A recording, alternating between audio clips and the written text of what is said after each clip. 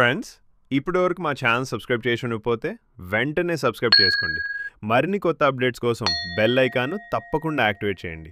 ఈ వీడియో మీకు నచ్చితే లైక్ చేయండి మరియు మీ అమూల్యమైన సలహాలు, అభిప్రాయాలు కామెంట్ రూపంలో తెలియచేయండి. మీ ప్రేమ, ఆదరణ ఎప్పుడు ఇలాగే ఉండాలని కోరుకుంటున్నాం. ధన్యవాదాలు. నమస్కారం.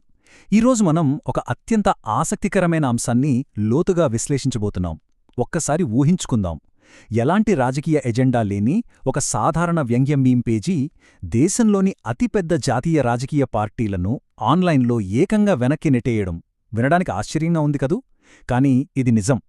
ఇది కేవలం ఒక చిన్న ట్రెండ్ కాదు. ఆధునిక డిజిటల్ ప్రపంచంలో ప్రజల నిరసనలు ఎలా రూపాంతరం చెందుతున్నాయో చెప్పే ఒక అద్భుతమైన ఉదాహరణ. ఖచ్చితంగా ఇది ఇంటర్నెట్ చరిత్రలో ఒక వినూత్న అధ్యాయం. సరే, ఇప్పుడు అసలు విషయానికొచ్చేద్దాం. ఇంతకీ ఇంటర్నెట్ను ఒక బొద్దింక ఎందుకు శాసిస్తుంది?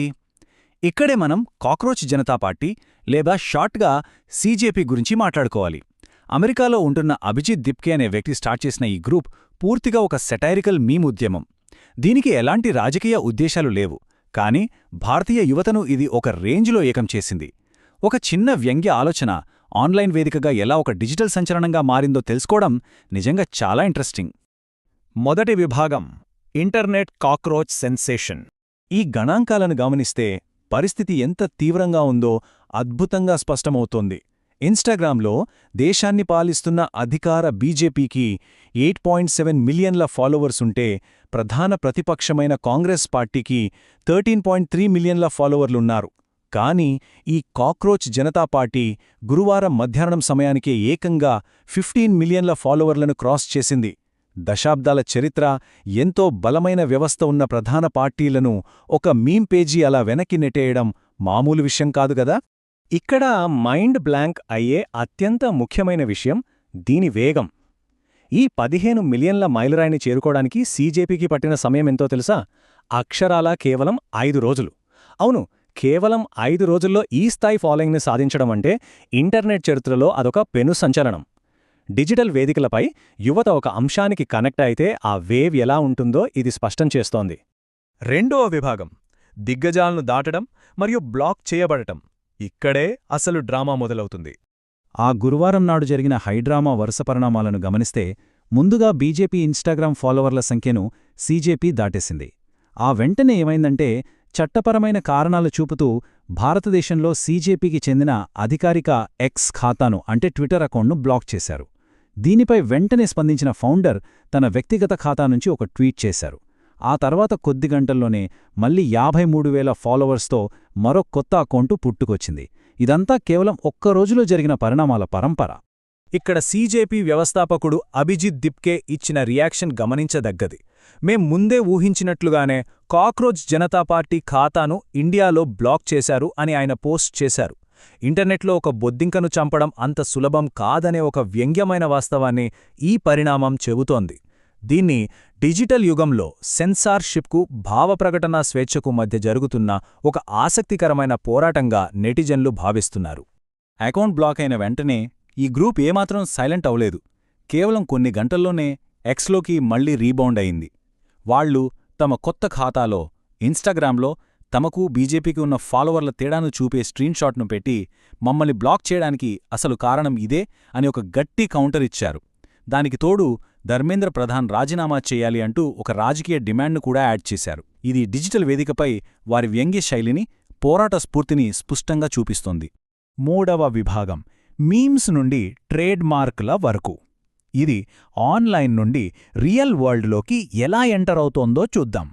ఇప్పుడు అత్యంత ఆసక్తికరమైన విషయం ఏంటంటే, ఈ ట్రేడ్ మార్క్ అప్లికేషన్లను పరిశీలించడం. కాక్రోచ్ జనతా పార్టీ పేరుతో పబ్లిక్ సెర్చ్ పోర్టల్లో 2 వేర్వేరు అధికారిక దరఖాస్తులు దాఖలయ్యాయి.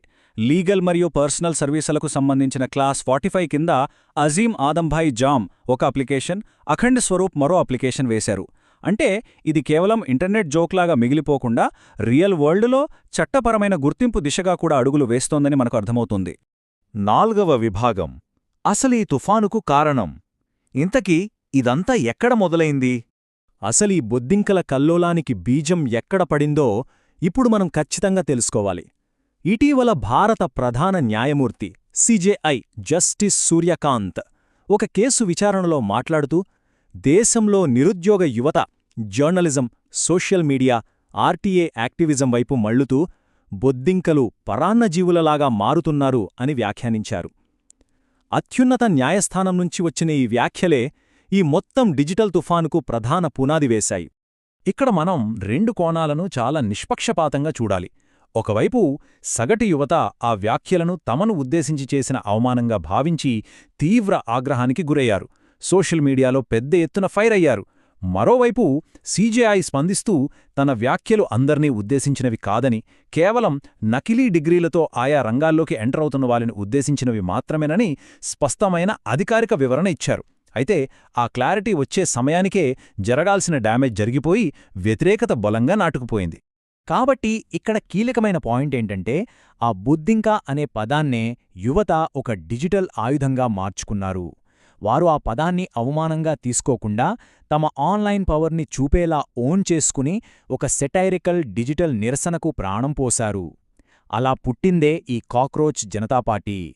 ఇది ఒక అపూర్వమైన ఆన్లైన్ సమీకరణకు దారితీసి దశాబ్దాల రాజకీయ చరిత్ర ఉన్న జాతీయ పార్టీలను సైతం కొద్ది రోజుల్లోనే వెనక్కి నెట్టేసింది.